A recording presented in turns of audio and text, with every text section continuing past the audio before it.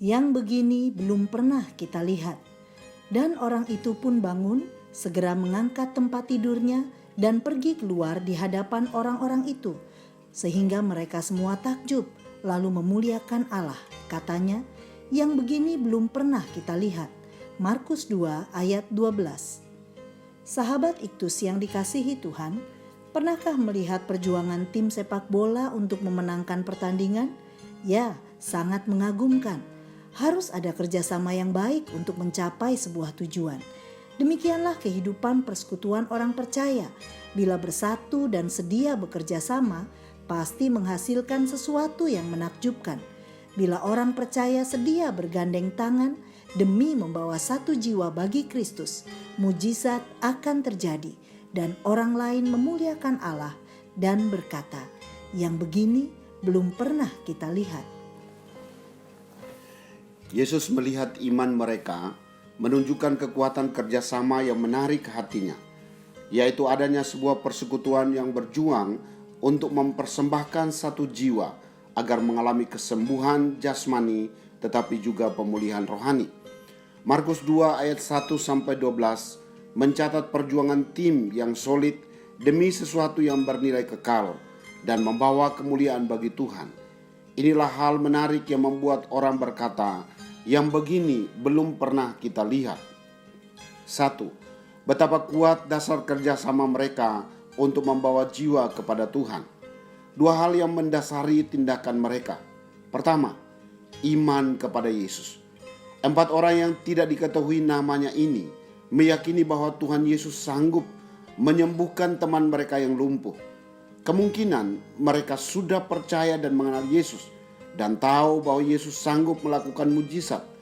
Karena ini bukan kali pertama Yesus datang ke Kapernaum, ayat 1. Lebih jelas lagi bahwa Yesus secara khusus melihat iman mereka, ayat 5. Kedua, hati yang dipenuhi belas kasihan. Selain dari keyakinan akan kuasa Tuhan, mereka pun memiliki hati yang dipenuhi dengan belas kasihan dari Tuhan. Dan kasih yang mereka miliki ini adalah kasih yang nyata, bukan hanya perkataan belaka. Mereka menggotong orang lumpuh, mereka berusaha untuk membawa orang lumpuh itu agar bertemu Yesus. 2. Sangat jitu cara kerjasama mereka untuk membawa jiwa kepada Tuhan. Ini strategi yang luar biasa. Pertama, mereka sehati. Kesehatian tentu menjadi ciri pertama yang dimiliki oleh keempat orang ini. Mereka haruslah sepakat untuk membawa orang yang sakit itu kepada Tuhan. Pastilah mereka memiliki kerinduan yang sama atau tujuan yang sama agar orang sakit ini mengalami pemulihan. Kedua, mereka sama-sama bekerja. Dalam bekerja sama, keempat orang ini sama-sama bekerja. Semua orang memiliki peran yang sangat penting dalam peristiwa ini. Apabila satu orang saja yang tidak mau bekerja sama, maka ini akan menjadi penghambat orang lumpuh ini memperoleh kesembuhan dari Tuhan Yesus. Orang yang sama-sama bekerja belum tentu bisa bekerja sama, tetapi orang yang bekerja sama pastilah sama-sama bekerja. Ketiga, mereka pantang menyerah. Keempat orang ini adalah orang-orang yang gigih, tidak gampang putus asa. Ketika mereka membawa orang lumpuh tersebut kepada Yesus, mereka mengalami kendala bahwa tempat di mana Yesus berada sudah dipenuhi oleh orang banyak, sehingga tidak ada tempat untuk mereka masuk. Mereka tidak menyerah. Mereka membawa orang lumpuh ini ke atas atap dan menurunkan orang lumpuh ini dari sana. Kegigihan mereka membuat tujuan mereka tercapai. 3. Amat dahsyat akibat mereka bekerja sama untuk membawa jiwa kepada Tuhan. 3 akibat yang terjadi dari kerjasama mereka. Pertama, orang lumpuh disembuhkan. Apa yang dirindukan oleh keempat orang ini terjadi. Teman atau kerabat mereka yang lumpuh menjadi sembuh. Ia dapat bangun, mengangkat tempat tidurnya, dan pulang ke rumahnya, menunjukkan kesembuhan total.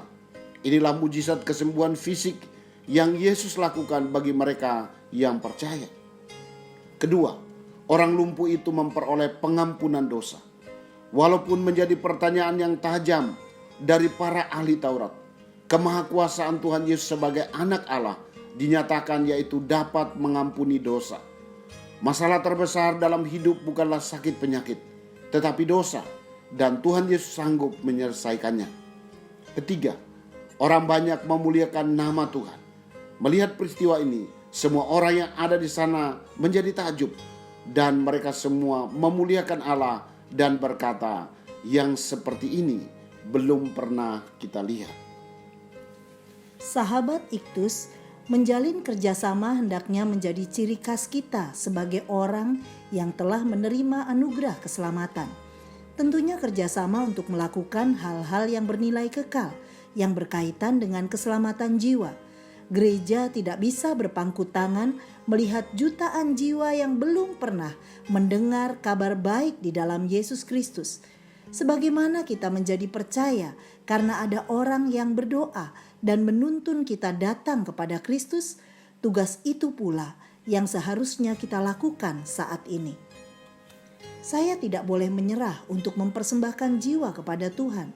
Meski saya menyadari hal ini tidak mudah, saya akan menghadapi banyak tantangan, kekerasan hati manusia, perkataan orang yang melemahkan, dan bahkan saya harus tetap berkomitmen mencapai tujuan itu, meski harus membayar harga dengan memanjat tembok dan membuka atapnya. Saya tidak bisa mengerjakan ini sendirian, bukan lagi saya, tetapi kita yang mengerjakannya bagi kemuliaan Tuhan. Sahabat Iktus yang dikasihi Tuhan, apakah iman saya terwujud dalam belas kasihan saya terhadap jiwa yang membutuhkan Yesus? Bagaimana cara saya membangun kerjasama dengan orang percaya lain untuk membawa satu jiwa kepada Tuhan?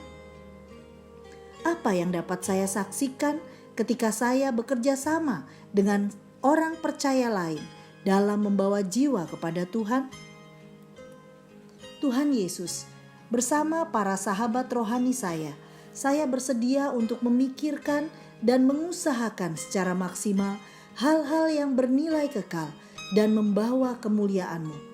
Beri kepada saya hati yang penuh belas kasih ilahi, melihat jiwa yang lumpuh secara jasmani dan rohani. Beri saya kegigihan yang pantang menyerah meski melalui atap, demi membawa satu jiwa kepadamu. Saya memerlukan sahabat rohani yang sedia bekerja sama, hingga mujizat-Mu terjadi dan banyak orang yang memuliakan-Mu, Yesus. Amin. Sediakah kita melewati atap demi keselamatan satu jiwa?